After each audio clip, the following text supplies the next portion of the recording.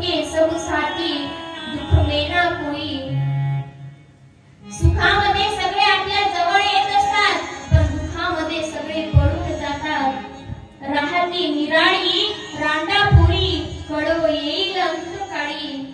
प्राण प्रयाणाचे वेळी राहती निराळी रांडापुरी। ज्या वेळेला निर्वाणीचा काळ येतो, ज्या वेळेला अंत समय येतो, त्यावेळेस मदत करायला आपली शेजारी सुद्धा येत नाही। कोणीच नाही सोडवलं गजेंद्राला। ओरडायला लागला महाराज, ओरडायला लागला। दिवस मावळेपर्यंत सर्व पत्न्या सर्व लेकरं थांबले, पण कुणीही वाचवलं नाही। एकटा होता, सगळे निघून गेले।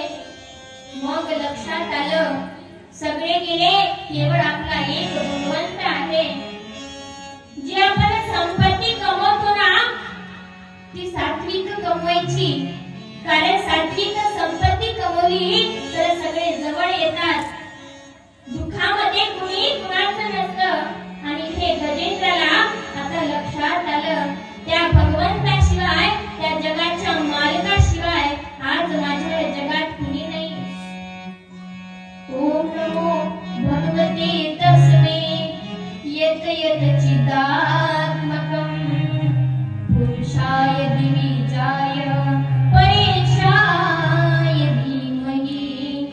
त्या भगवंताला मी नमस्कार करतो, जो पुरुष आहे, आदि बीज आहे, त्यामध्ये हे संपूर्ण जग आहे। अरे ज्याला कुणी जाणत नाही, पण तो आहे। देवाशी ओळखत नाही, पण तो आहे, असं सुंदर वर्णन केलं आहे। आणि सूरदासजी सांगतात की गजेंद्राने असं वर्णन केल्याच्या नंतर गजेंद्र ओरडला आणि शब्द केला द्वारिकेत। द्वारिका में शब्द गयो, शूर भयो भारी। शंख चक्र गदा पद्म गरुड लिए सिधाई।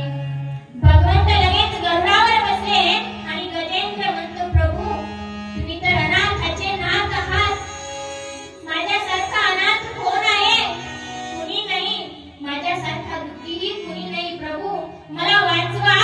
आणि प्रभूनं धाव घेतली, वैकुंठातून धाव घेतली आणि डायरेक्ट भगवंत हत्तीच्या जवळ, गजेंद्राच्या जवळ आले। गजेंद्राचे सोंडेला पकडलं, ओढतायत ओढतायत खेचतायत, पण मगर त्याचा तो छावा आहे, तो सोडत नाही। सोडलं नाही महाराज। शेवटी जेव्हा भगवंताने पूर्ण ताकद लावली आणि हत्तीला बाहेर खेचलं, तेव्हा गजेंद्राला कळालं की केवळ एक माझा तो भगवंत आहे।